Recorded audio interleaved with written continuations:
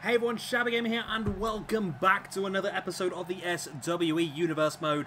We are here for our next episode of Throwdown, and our last episode of Throwdown before we get to our first Throwdown pay-per-view, which of course is this Sunday, well, this Sunday in-game. And here is our opening match of the evening. It is going to be Sabu taking on Pillman.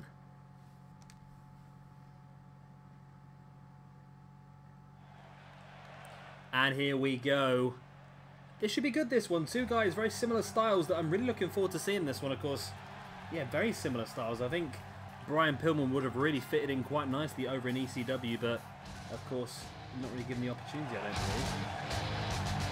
And here comes Sabu. The first time I've used this Sabu core. It looks a little bit different to the original one I had, actually. Still looking pretty good, though. And we have had a couple of dark matches here this evening already. Alicia Fox defeated Dana Brooke and Eve Marie in a triple threat match. And hashtag give the Ascension a chance. The Ascension defeated the Primetime Players in a tag team match. That's going to put them a little bit higher up the rankings as well, which I'm very happy about. And I know there's a few people in the comment section who do agree with me on the whole Ascension situation. They're much better than what they're being given in WWE at the moment. And they will get their opportunities, I promise you that. And I do have some big plans for Throwdown, actually. Some big plans moving forward.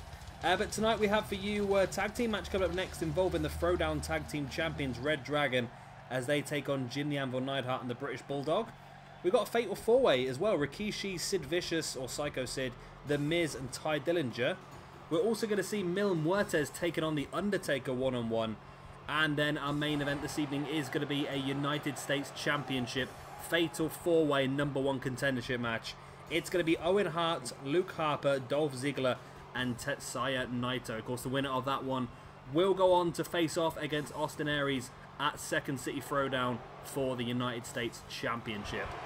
And like I said, that Second City Throwdown pay-per-view is due to be uploaded on the 23rd.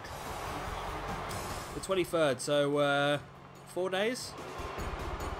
Is it actually a Sunday? I don't know when is the 23rd. Sorry, I'm going away, so I'm probably going to be on holiday while this is uploaded. 23rd, and the 23rd actually is a Sunday, so when I said this Sunday, I was actually right. Okay.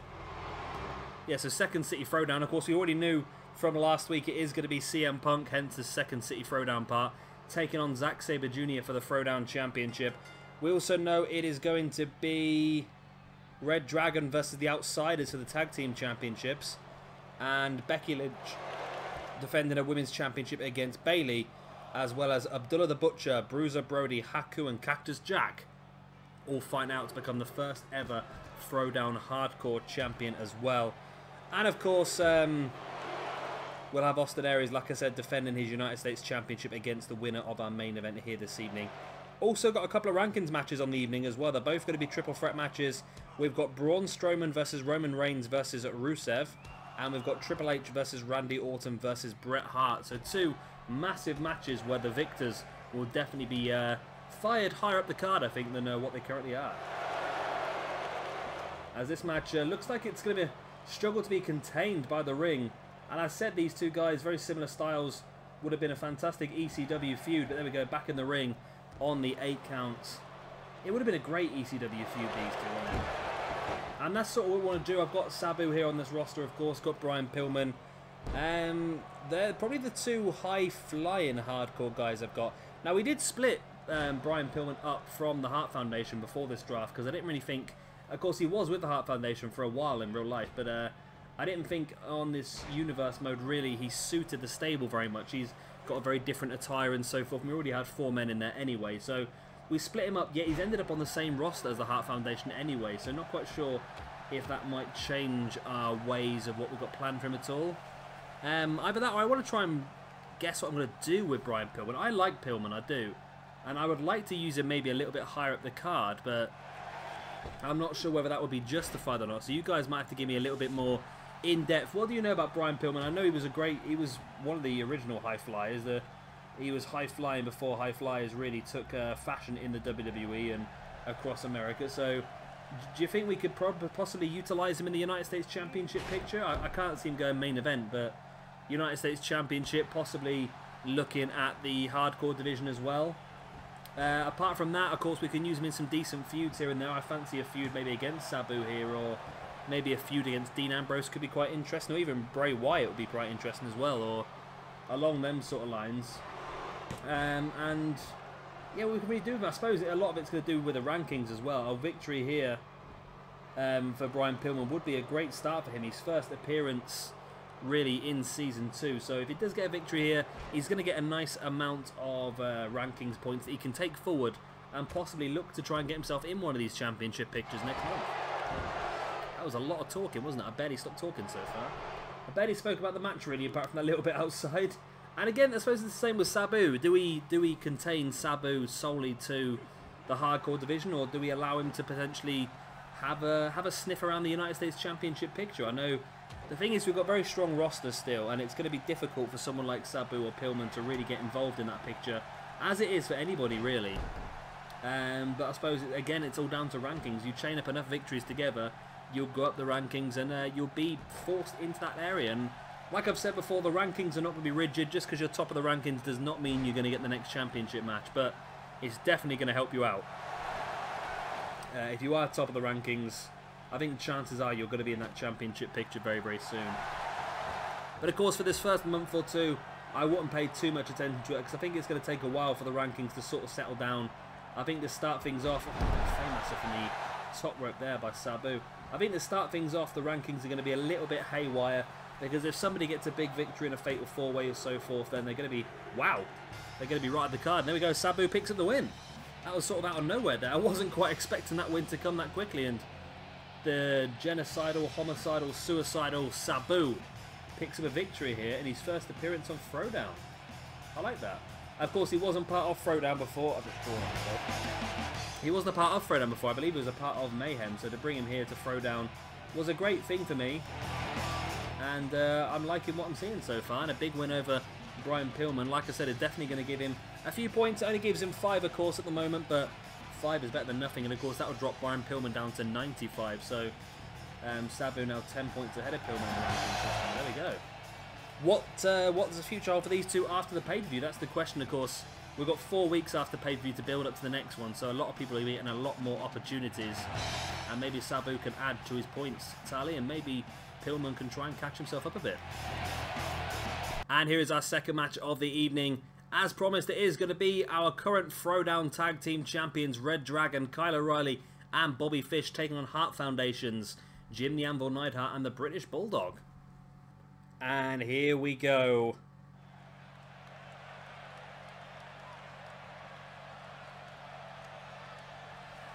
So this would be an interesting one, this. Because at the moment, of course, here are your Throwdown Tag Team Champions, reDragon. If they were to lose this match against the Hart Foundation, that would give the Hart Foundation a massive boost in rankings. So potentially making them #1 contenders after the pay-per-view, of course. We already know that reDragon are defending against the Outsiders this weekend. So it's a big match, and it's a little bit of a rough one at the moment, because we had to reinstall the Universe mode completely because of the marvelous people over at 2K making a game that randomly corrupts your saved data and makes it obsolete and deletes it. We had to bring everyone in, and because of that, it means that we have lost the momentum of everyone. So these little matches here early on could have a massive bearing on where some of these teams go in the Universe mode, I think. But I think on paper, reDragon are the stronger tag team here this evening. Of course, Bulldog does have a little bit of momentum already after he picked up a victory last week against Mr. Perfect. And I'd be interested to see if he can continue that momentum here this evening. And it would be very interesting, because then we could have really strong tag team #1 contenders. I think one of the things that are really strong here on Throwdown is the tag team division. Like, we have a lot of tag teams over on Octane. I mean, a huge amount of tag teams, but not a lot of them are very strong.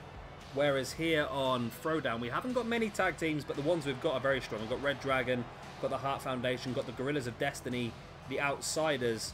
We've got the Ascension, who, like I said, I want to try and make something special of. We've got the Primetime Players, who have been brought back together, and we do have the Natural Disasters.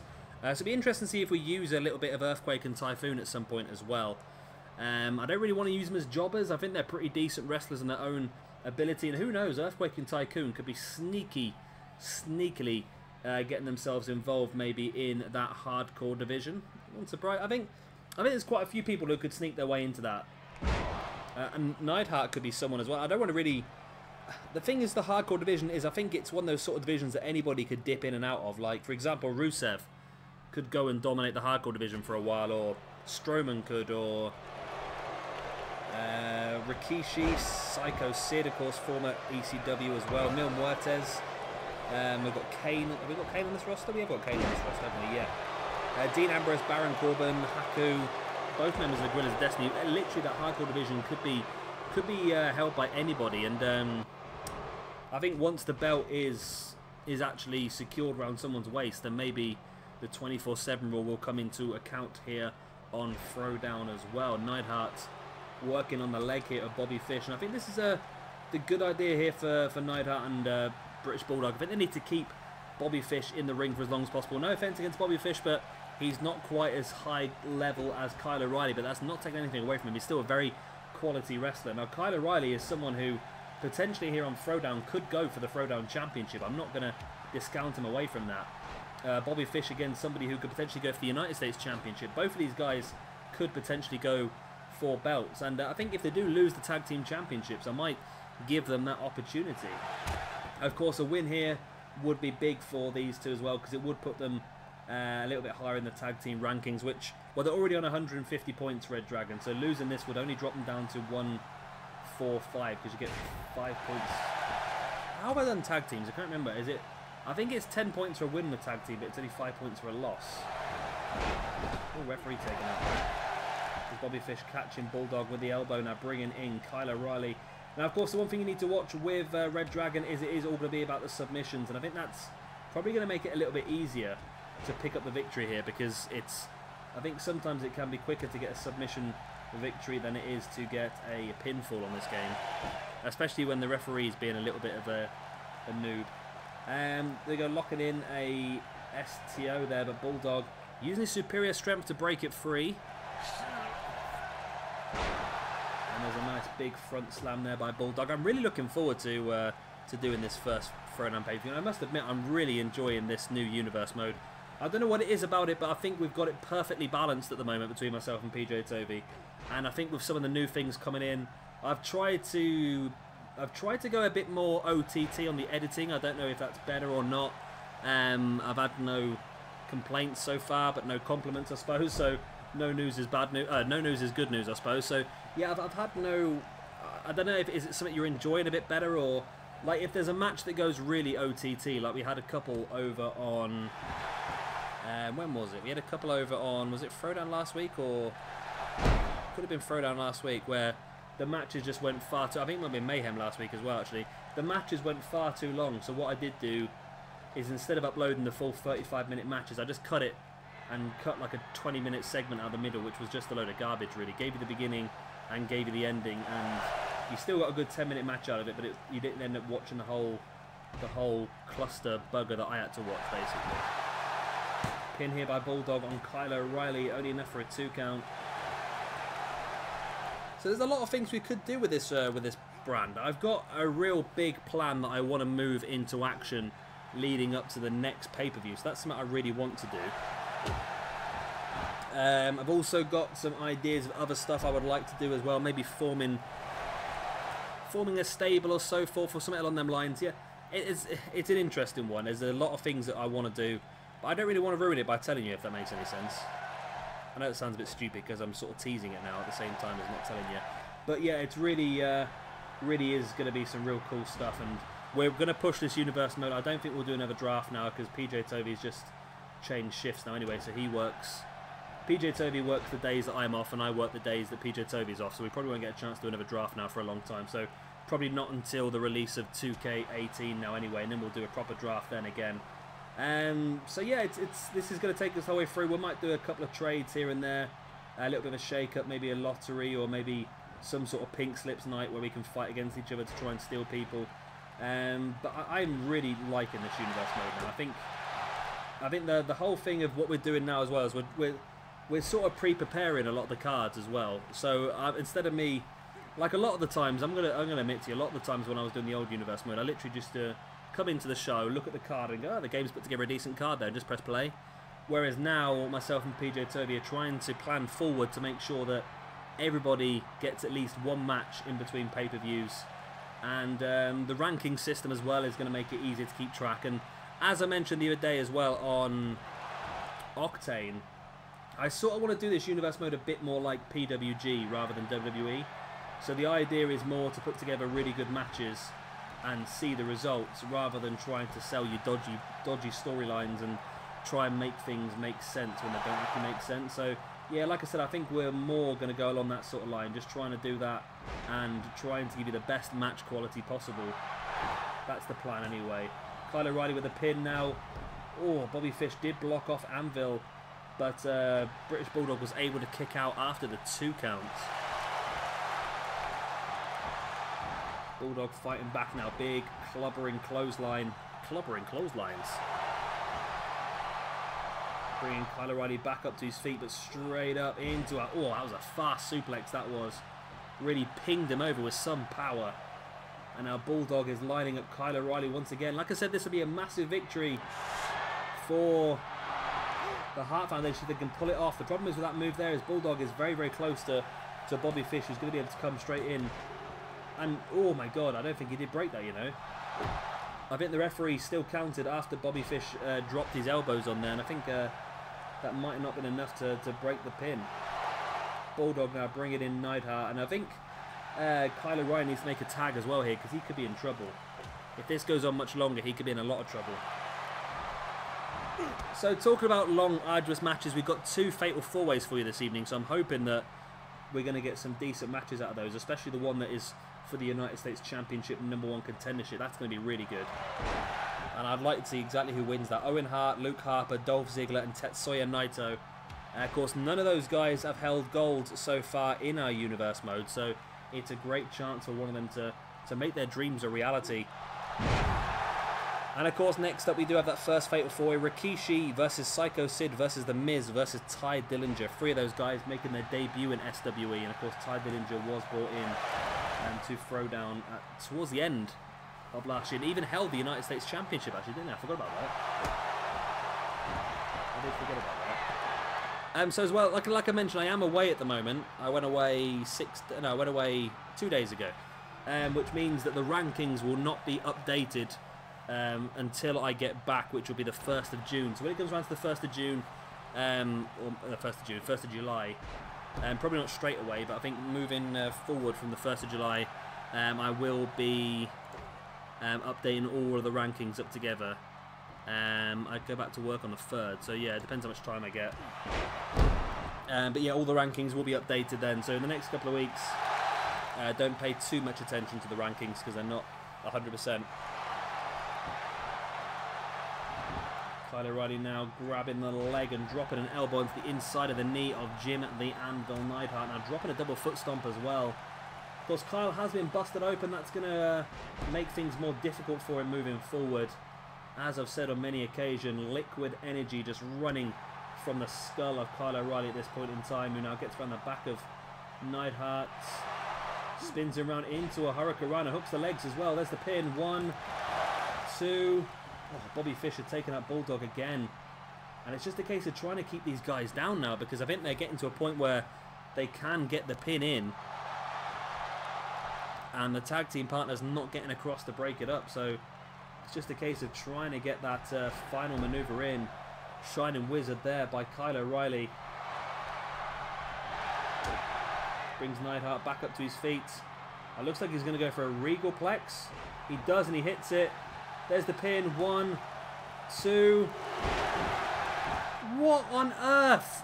Oh, my life. Why? That was it. That was the end of the match. That was the end of the match. And Bobby Fish came in and broke up the pin. I don't know what to say. Glitcher Mania. Glitcher Mania. My TV just went off. It's back on. I don't know what happened there. It got annoyed. I was chanting Glitcher Mania and it got annoyed.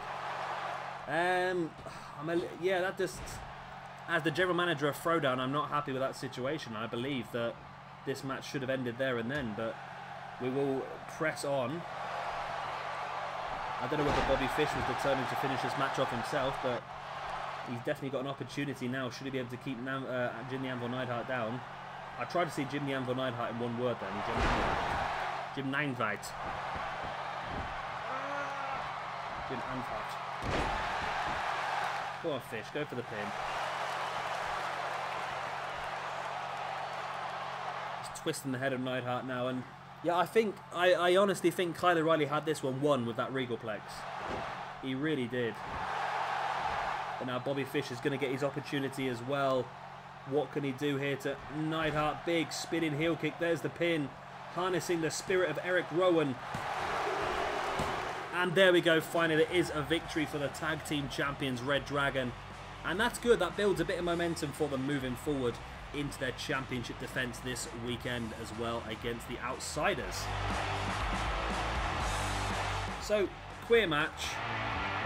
It was a good match. It wasn't too bad. We've had some iffy tag team matches of recent, but that one was actually pretty good. Just that Regalplex situation was what got me. This match should have finished about 2 or 3 minutes ago with that Regalplex, but at least they did go on and actually get the victory. That's the main thing, because they need the victory as the tag team champions. They deserve it as well. This is going to put them to 160 points on the ranking system, so if they lose to the Outsiders, they're still very much going to be the highest ranked team. I know they'll be equal, won't they? Because I've put it in effect now that if you defeat a champion, you get I don't know how to do this. I don't know.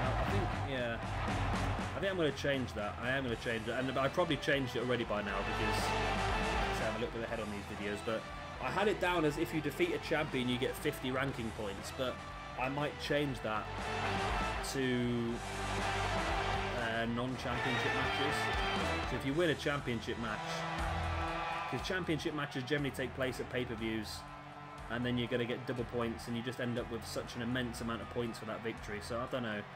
I'm still playing around with the idea of how this ranking system is going to work, but hopefully by the time the first episode is uploaded, it should be smooth. I think it should be smooth. And here is our next match of the evening. It is going to be a fatal 4-way Falls Count Anywhere match between Ty Dillanger, Rikishi, The Miz, and Psycho Sid. Great chance for somebody to pick up some momentum here and some good ranking points as well. Who's it going to be? Oh, wow, it was a nice quick loading screen as well. So yeah, reDragon won the tag team championships at Evolution, the final pay-per-view. Here we go. So I've got what have I got here? Win against Throwdown champion plus 50 points. Win against United States champion plus 25 points. So that might, I suppose it does make sense, doesn't it? Yeah. No, that's fine. We'll leave it as it is then. We'll leave it as it is, because it means that if CM Punk defeats Zack Sabre Jr. at the pay-per-view, it means that CM Punk is going to get 150 points for winning a championship in a main event. Yeah, I'm happy with that. I'm happy with that, I think. Yeah, I'm happy with that. It does mean if somebody beats, like for example, if the Hart Foundation would have won that match, they would have been given 50 points for that, which would have put them joint top. No, it would have put them top because reDragon would have lost 5 points. Is that right? Yeah, lose any match minus 5 points. So that would have been interesting. And on a pay-per-view, it's double points. So, for example, if the Outsiders defeat reDragon at the pay-per-view, they'll get 50 points for winning against the champions. They'll get 10 points for winning the match. I forgot about that. And then they'll get double points because it was a pay-per-view. So they'll get 120 points for winning if the Outsiders win at the pay-per-view, which then will put them top of the rankings. No, I think it does make sense. I think as time goes on, we might change it slightly. We might change the weightings just to make sure it all does work. But at the moment, I'm happy with it, actually. I am happy with it. I think it does make sense. Well, let me know what you think in the comment section. Do you think that it needs to be changed at all, or are you guys happy with the way it all works? Yeah, just have to let me know. Like I said, I'm currently away, but I will be able to see all of your comments as soon as I get back. I don't know, I might be able to get into Wi-Fi while I'm away, which means I'll be able to reply to comments, but it'll be on my phone, so it won't be very effective. Or my tablet, so again, it won't be very effective, but I'll be able to do a decent enough job, I suppose, of being able to respond to everything. Everything. How common is that? Everything. So yeah, interesting match this one. Like I said, 3 of these guys never really appeared in the SWE Universe mode before. The only person who has is this man right here, Ty Dillanger. He was brought in as part of the... It wasn't the Shabby Shake-Up, was it? He was brought in a little bit earlier. He was brought in at the end of month number 1. And I think I gave him an opportunity alongside Tetsuya Shibata and Drew Galloway. I gave him a triple threat match. And the winner of that triple threat match got the #1 contendership for the United States Championship. He then went on to not only win that match, but defeat Nakamura the next week to become the United States Champion. I was just stunned. I really was absolutely stunned. I couldn't believe this was happening. So he did end up losing that belt a little bit later on to, I want to say Kevin Owens, but it was actually Austin Aries. He went on to lose the belt to Austin Aries at our second pay-per-view, which of course was Shabby Mania. Yeah, I think it was a Fatal 4-Way match. So yeah, former United States Champion here, Ty Dillanger, will be hoping to force his way back into that championship picture, and a victory here this evening in a Fatal 4-Way, which is worth 20 points. That is going to be a big one for him if he can pull this off. It really is. But for whoever wins this one, like I said, it's going to put them at the top end of the rankings, especially ahead of the people that haven't wrestled yet. I think more or less everyone should have wrestled by the end of this first pay-per-view. I don't think there's anybody missing, but I might be wrong. As here comes Big Psycho Sid again, another debutant within SWE. Not seen much of him before in this universe mode. It'd be interesting to see what sort of level he gets up to. I think in WCW he was loose main event. I think ECW he was loose main event. I think even WWE in his early 90s run he was loose main event, I think.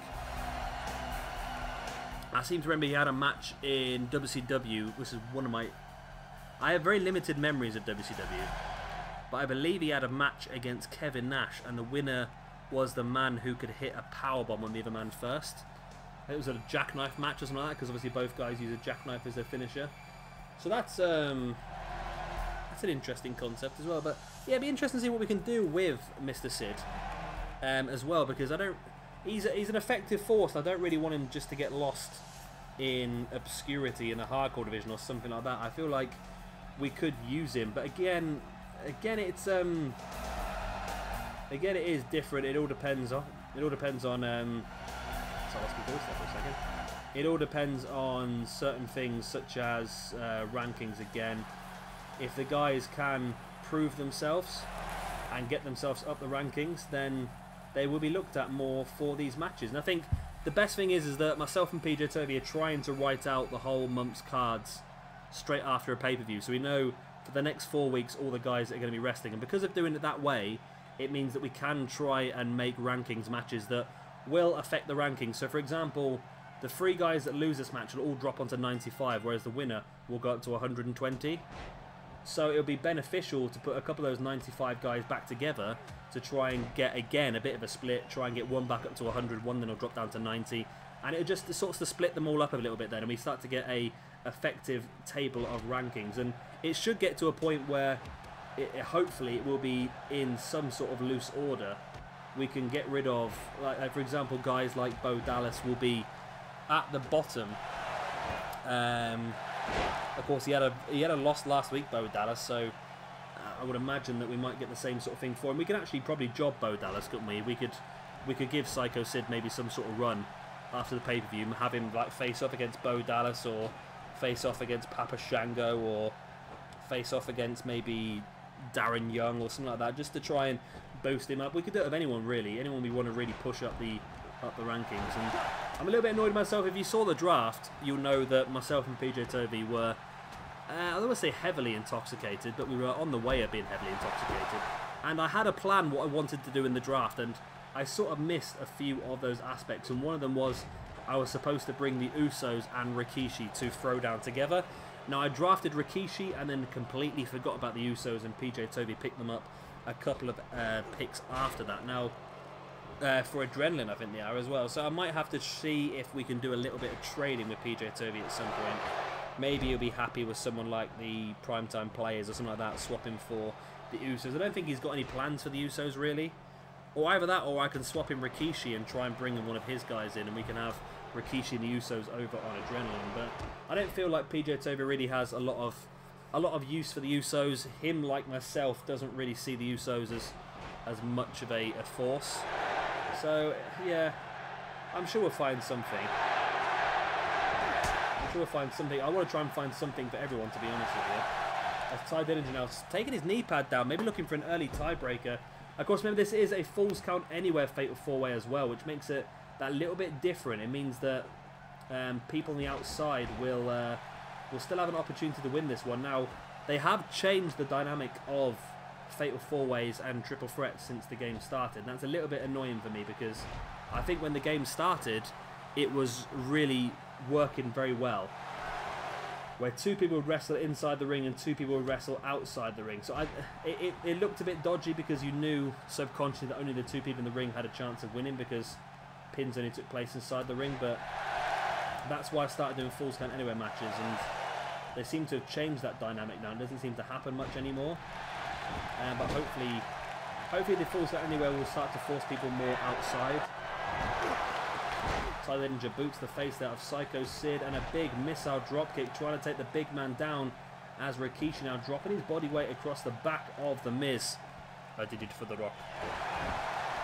I'd be interested if we could do maybe, I don't know, I've done it before, and this is a question for you guys as well now. I've done this before. I really wanted to utilise the Hell in a Cell. Hell in a Cell is one of my favourite match ideas, one of my favourite match concepts. But the problem is, AI on the game is not very good. Now, what I did before on a previous game was I used a 6-man Hell in a Cell match, but I took control of one person who we did not think was going to win anyway. And the idea of that was for me to get in there and try and break through the cell so the other guys could get through, as Rikishi sat on the chest here of The Miz. And he's got it. Rikishi's won the match. Wow. Rikishi drops his body weight on The Miz on the outside, and that makes Rikishi the proud recipient of 20 of your finest Throwdown rankings points. And there it is, just dropping his anus right on the chest of The Miz. And the referee was very slow to get out there, but there's no way The Miz can deadlift that weight off his chest. And there we go then, Rikishi with the victory. It's a shame he hasn't got his too cool finish. I would like to see him drop on his sunglasses and go for a little dance, but oh god, I've got me. See, I used to have a highlighter. My highlighter's run out, so I'm now using a blue permanent marker pen, and I keep dropping it on my clothes, and I've just dropped it on the carpet now. That's not very good, is it? And here we go next. It's going to be Mil Muertes taking on The Undertaker. And here we go. Now, this is a match I've been looking forward to putting together for quite some time. And I could have potentially put it together at the pay-per-view. I think because we only had such a short period of time before the first pay-per-view, I've had to try and bring people into matches pretty quickly now. But like I said, after the pay-per-view, we can sort of spread people out a bit more. There'll be less Fatal 4-Ways and Triple Threats and more sort of singles matches, which I think will be better because we've got 2 Fatal 4-Ways tonight. 2 Fatal 4-Ways with a dark match Triple Threat, with a dark match tag team match, a tag team match on the main card as well. So we really have forced a lot of people on the card in quite a short period of time. I think we have actually had everybody, like I said, by the end of the pay-per-view, everybody should have wrestled at least once, which is good. But I think potentially we could push them on, like I said, after the next pay-per-view, and I have some plans, but we should be able to get everyone wrestling again at least once, possibly. The problem is a few of the jobbers are actually getting more action than the rest of the guys, because the jobbers are like filling in a lot of the dark segments. So we might have to put a few matches that might actually be quite good to watch on dark matches, just to try and give them a bit more action. Of course, if it is a dark match, they only get half the amount of points. So, for example, Alicia Fox won a Triple Threat earlier on against Dana Brooke and Eve Marie. which is normally worth 15 points to the winner, I believe. Is that right, 15 points? I don't know. Let's have a look. No, triple threat's worth 10 points. And because it was a dark match, you get half the amount of points. So Alicia Fox, even though she's won a triple threat, she only gets half of that, so she only gets 5. So literally her triple threat victory in a dark match was the same as a singles match on the main card, which is a little bit harsh now, I suppose, but I say we'll try and give her a bit of a chance moving forward as well to see exactly what she can do.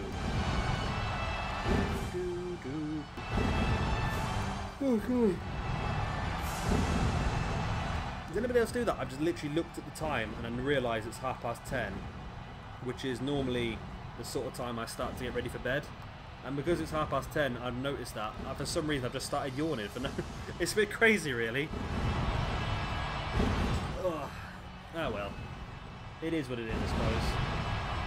Yeah, so the Undertaker versus Muertes, sort of a, let's say a dream match or something. It falls, I won't say a dream match, but it falls in the lines of a very well-suited match, maybe.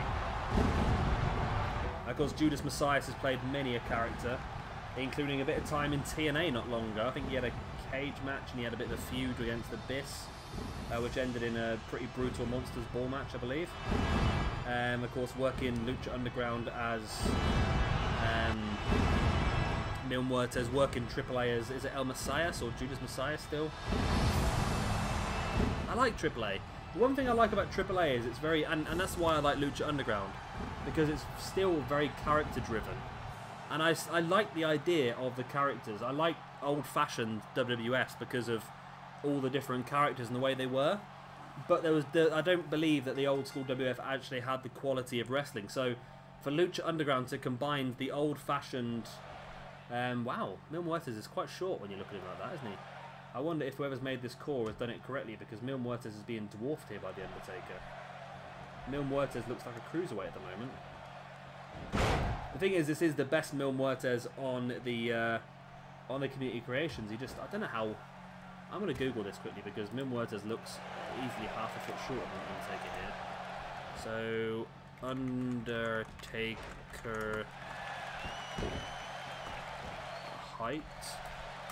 Undertaker's height is 2 meters and 8 centimeters. I'd rather have that in feet and inches. That's all right. Undertaker's build at 6'10". Okay, 6'10". Muertes. And Ricky Banderas is billed at 6'1". Oh no, so that is actually right then. Muertes is actually not that tall, in honesty. This is actually probably correct there. It looks weird because he's just quite short compared to the Undertaker, but in fairness, I suppose that's where he should be. Let's get a little bit more detailed. He's currently known as Ricky Banderas. Is he? El Messias. He was in Wrestling Society X as well, which was MTV's short-lived bit of fun. He set Vampire on fire during that. He had TNA runs from 2007 to 2008 and another run in 2013. World Wrestling Council he was in as well. And he's currently working Lucha Underground. It doesn't say anything about him currently working... Is he still working? There we go, yeah. AAA still working till present. And he's still working as El Messias as well.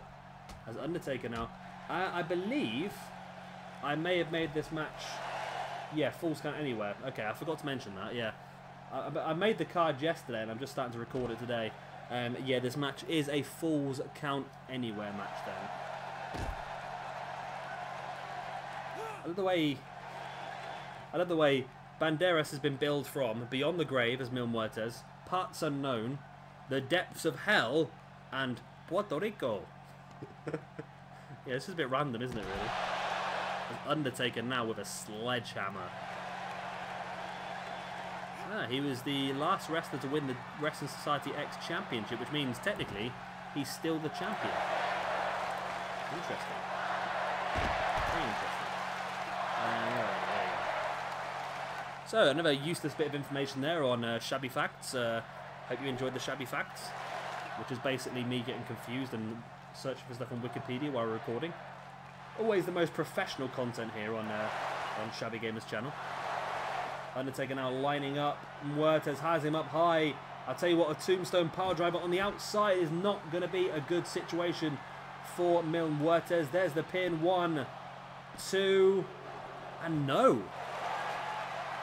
The man from beyond the grave lives to fight another day. How much longer would his day last? And Undertaker, what else has he got in his locker? He just hit a tombstone power driver. I didn't see him go for a signature maneuver first, so that's an interesting one. He must have wasted his signature. Unless... I don't know how Undertaker works. I believe the choke slam is his signature. And then he's got the tombstone and the last ride as his 2 finisher maneuvers. Although I don't think he's been strong enough to hit a last ride in quite some time. Nobody's sending the other one over the barricade here tonight. That's an interesting one. I don't know if that's something to do with how I've set the arena up. Because I know there's certain arenas where you can't take people over the barricade. Oh, no, I might be wrong. I am wrong. See, I like this. I like the way that the computer does have the AI to fight through the crowd. And there we go. We knew this match was going to turn brutal. And here they are now fighting through the SWE universe. And the several set of generic fans, all remixed through the crowd, are going mild. Absolutely mild. So you can't do any proper moves back here. It is all strikes, and the idea is to get from one side to the other, I think. Am I wrong? No, there we go. More strikes. And you can either work round to the right, which I think is where the table and the trash can is, or the left, where you link back up to the Titantron. So this is literally going to be strikes back and forth now until one man or the other one lead themselves back towards the barricade, which it looks like Taker's doing here with that big uppercut. And Mill going closer and closer back to the barricade. Now Mill fighting them back into the audience. We're going back and forth here. We could get stuck in the audience for quite some time if there's too many reversals. Now where's Taker going to take Mill? He's going to take him. Go on, take him down the long way. There we go. That's what we want to see. Go down the long way towards where the table and the trash can is. No, Muertes is fighting back. And the crowd have gone even more mild now. They've gone pretty silent. See, every time Taker gets hit, he does go back quite some distance. Oh, now here we go. Taker sending Muertes. And it looks like they're going to be out of the crowd pretty soon. There they are, into this little area now, down by the Titantron. Muertes catched him with a jawbreaker. There should be some weapons down here. I don't know, like there's some trash cans and maybe a table and everything. That just makes sense just to have them here, just for these full count anywhere matches. Big power bomb there by Muertes. These two guys really giving everything they've got. They know how important a victory this early in the universe mode is. One of these guys will be on 105 points, the other one on 95. This is the difference between being ahead of the pack and below the pack. But there's the choke slam and the pin by the Undertaker. The referee is, there he is. 1, 2, and 3. And there we go. And it is the Undertaker who picks up the victory over Muertes. Taker is going to have the chance to be on 105 points. 10 points ahead of Muertes now. And it's going to be down to Taker. And what sort of situation he wants to play forward for. I'm sure he'll want to move himself towards that championship picture. And he'll be on the top end of that now. Because, of course, Joe, Goldberg and Wyatt all lost rankings points last week because of losing that Fatal 4-Way to CM Punk. So this puts Taker 10 points ahead of those 3 guys. 10 points ahead of Muertes as well. And it's going to put him 10 points ahead of 3 guys in our main event later on as well, because of the way the ranking systems work. So Taker is going to be in a very strong position after this. And that victory might not seem too significant, but like I said, that is going to be a big one, and that could really give him a great opportunity moving forward into the next pay-per-view. But it's finally main event time. And here is that main event. It's a fatal 4-way match, and the winner of this one will go on to face off against Austin Aries this Sunday for the United States Championship. And here we go. It is time. It's time. It's main event time. Yeah, that was a dodgy Vader impression. I apologise. profusely for that. And I hope, for your sakes and for mine, that never happens again. Right, first on the bat for this United States Championship #1 contendership is one of my favourite wrestlers, if not my favourite wrestler, Mr. Luke Harper. A man who I really want to see do well in this, and if he could pull off this victory here this evening, I would be ecstatic. But I'm not showing any favourites. I'd be happy with any of these 4 winners, actually, because either way, it's going to be a cracking match against Austin Aries. I think maybe Harper's the odd one out style-wise. I think along the lines of Owen, Hart, Dolph Ziggler, and Naito, they all might be a bit more easy to put on a fast, high-flying match. Whereas maybe Luke Harper would add a little bit different, I suppose. Maybe a different type of match, a battle of styles, but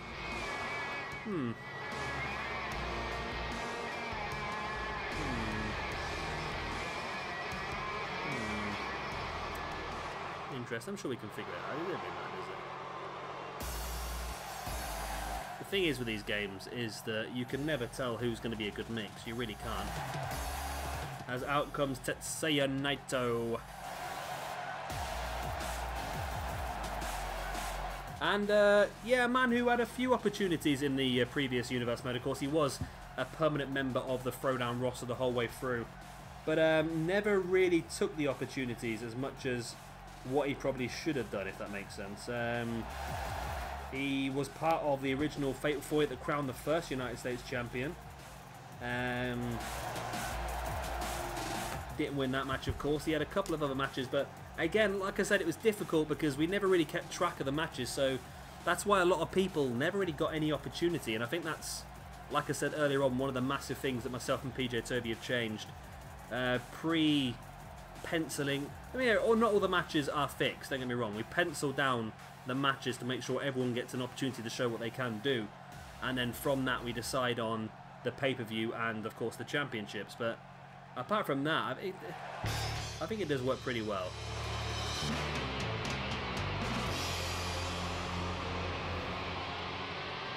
I think it does. And here comes Owen Hart. I think a better Owen Hart than what we had last time, I think. This is a pretty good Owen Hart. And Owen Hart, did he hold the television championship? No, he didn't, did he? He had a chance, though, did he? I can't remember now. I honestly can't remember if we... I believe Owen Hart might have had an opportunity on my original. Yeah. I think we might have had a chance on our original Universe mode, but not this one. I don't remember now. There's been so much going on in this universe. I don't think he ever held the television championship. Of course, he was part of Mayhem, one of PJ Toby's first picks. I've got to check now. I'm going to check. No. No. No, the television championship was held by Booker T for 4 weeks, Daniel Bryan for 3 weeks, and since then Finn Balor has now been the champion for 5 weeks. So Finn Balor, the longest running ever Mayhem champion. Brock Lesnar currently holding the Mayhem Television Championship. Finn Balor. Brock Lesnar currently holding the Mayhem Championship. He's going to be joint top, I suppose, because everyone has held that belt for only one pay-per-view. Punk held it for 4 weeks. Joe held it for 4 weeks. Punk won it back for 4 weeks. Then Lesnar won it. So yeah, why am I talking about Mayhem for? Yeah, because yeah, that's what Owen Hart was. Yeah. Okay. So I got confused with stuff.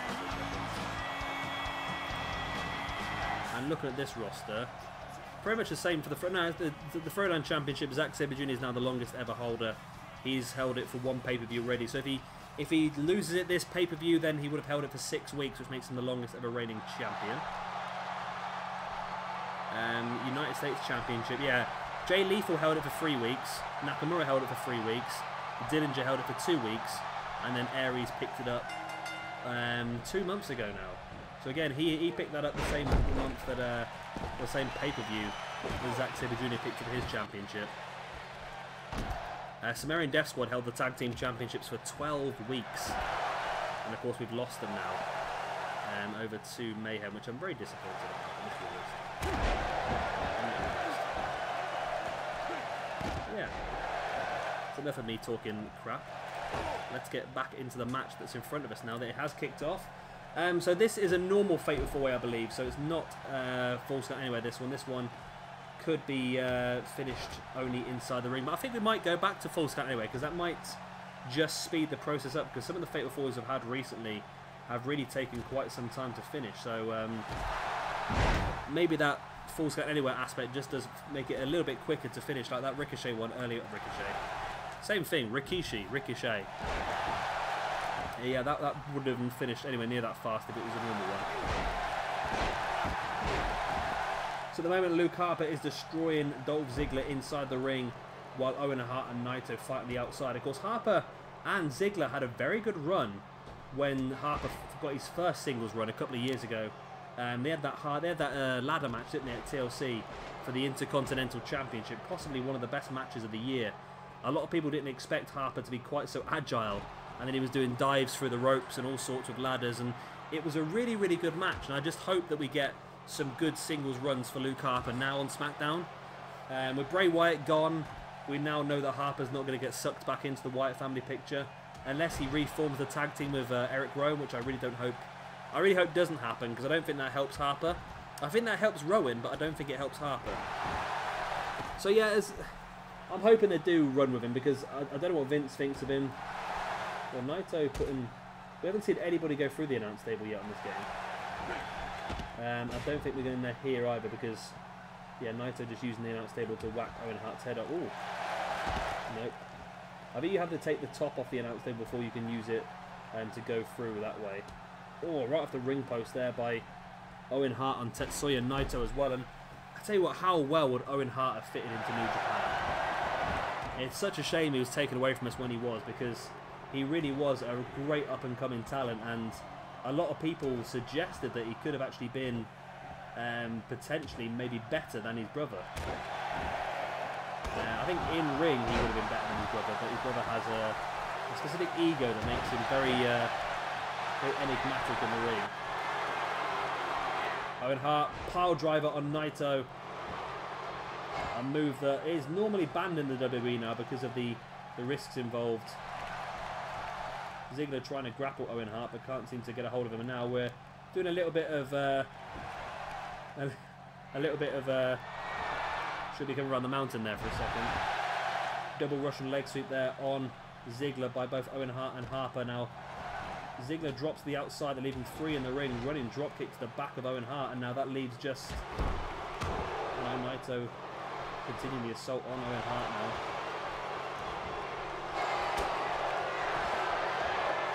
I don't think that's what Harper was going for. I think Harper was going to go for Owen Hart, but he ended up catching Naito instead of... He's an equal opportunity aggressor, is Luke Harper. He doesn't care who you are. He's just going to beat you up. Vertical suplex now on Harper by Owen Hart. There goes Naito as well. And that leaves Owen Hart as the only man inside the ring. Running drop kick by Ziggler, taking Naito out. And Ziggler throwing Owen Hart into the barricade, but now Owen Hart reversing, sending Ziggler into the ring. Now these two guys have an opportunity. Ziggler with a neck breaker, as in comes Naito again. So I think the best chance of winning this match is if the other two guys are fighting on the outside. Because the only way you can win is by hitting your finishing maneuver by the looks of it. That's the only way you can ever get a pinfall victory. Maybe Harper's going for this. Yeah, Harper is going to the outside with Owen Hart, leaving both Naito and Ziggler in the middle of the ring. So maybe if Naito or Ziggler can go for something big. There we go, Naito straight away locking in the Koji clutch. If Ziggler taps out here, then Naito is going on to face off against Austin Aries. But Luke Harper notices it. Very slow in, but he does finally break it up. I think Harper may have caught the referee at the same time. But yeah, Naito sneaky there, locking in that Koji clutch. We noticed the other two guys had dropped to the outside, and we could have had Naito versus Aries, which now that would have been a dream match. Tetsuya Naito versus Austin Aries would be incredible. Now I did read actually an interview with Naito recently, obviously translated into English, and he said that he has no interest in wrestling Brock Lesnar and John Cena. But he said that's mainly because he doesn't want to leave New Japan. So I think that's, I don't know if that's a permanent sort of thing, or whether he doesn't have that, in his mind that he wants to ever go to WWE. I know certain wrestlers don't. But yeah, I think his words were, I have no interest in wrestling John Cena or Brock Lesnar, because to do that I have to leave New Japan. So yeah, it sort of gives you an idea of what's going through his head. I know Kenny Omega, I would imagine that Kenny Omega must have been offered. Oh my god! Oh my god! Did you see what just happened to Luke Harper? I think Luke Harper could be dead. I honestly think Luke Harper could be dead. And if he wasn't before, there's a super kick. Oh my god! Ziggler almost picked it. Naito almost picked up the victory. Ziggler with a super kick. Oh, I can't believe that with Luke Harper. My god. He was literally on nothing but his head for quite a prolonged period of time there. Harper with a big discus lariat. If Owen Hart can get Harper out the ring here, he's got Naito in a difficult situation. Owen Hart now, go for the pin on Naito. Don't go for Harper. No, you should be going for Naito there. You locked him in the Tree of Woe. Naito's just been hit by that big discus lariat. Owen Hart can do something big here. He's going to go Northern Light suplex. Ah, this could be good.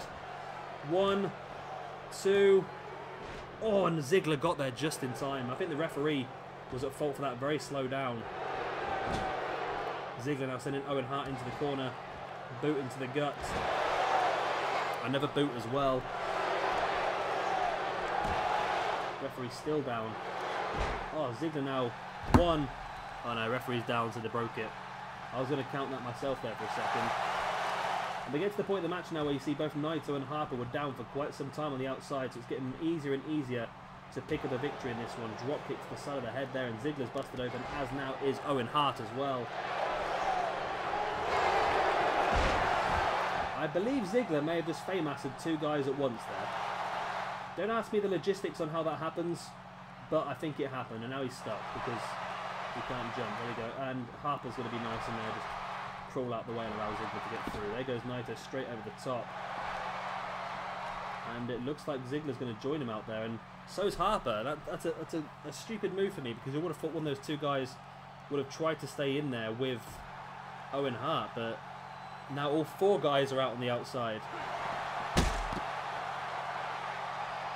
And it's Harper going crashing against the announce table. Again, face first off the announce table. And a running forearm by Owen Hart taking Luke Harper down. Maybe we should have made this a false count anywhere. Naito, Ziggler gets vertical suplexed on the outside. Crashing spine first into the mat. And now Owen Hart sees the opportunity, sends Naito back in the ring. Does he have what it takes to finish Naito off big? Knee to the side of the head, but in comes Luke Harper now. Oh, Luke Harper, what a big boot that is. There's the pin. 1, 2, and 3's got it. Luke Harper, my God, comes steaming in the ring. Just knocked Owen Hart silly there with that big boot and gets the pinfall victory. And it's Luke Harper going on to face against Austin Aries at Second City Showdown this Sunday for the United States Championship. I tell you what, I've enjoyed this card. Tonight has been quite a successful night. It's been, we've not had any dodgy matches as such. We've had a couple of very, I wouldn't say dodgy finishes, but like this match could have been a little bit better finish because of Ziggler being in the ring. But here we go. You see, let's see a bad camera, isn't it? Luke Harper with a running big boot, just completely knocking Owen Hart silly, and then able to get the freak out. What kind of a stupid camera angle is this?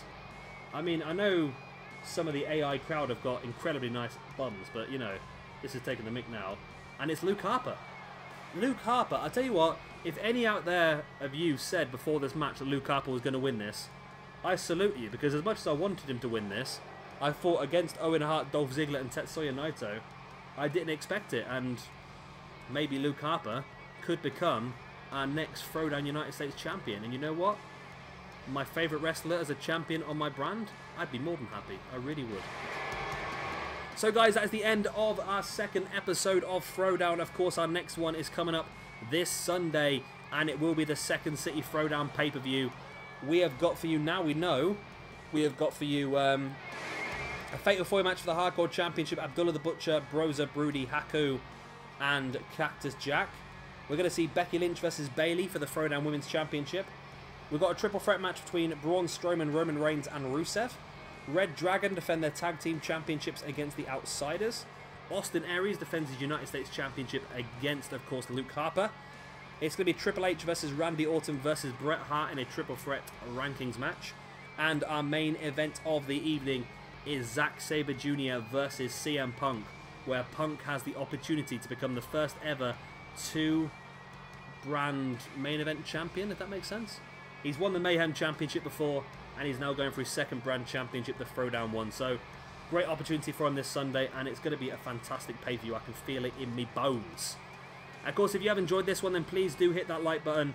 And of course, if you are new around here and you can't wait for that pay-per-view and you want to see Adrenaline in a couple of days' time as well, then of course be sure to hit that subscribe button as well.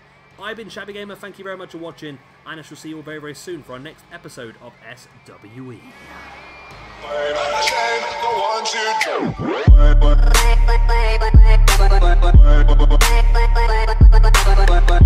two,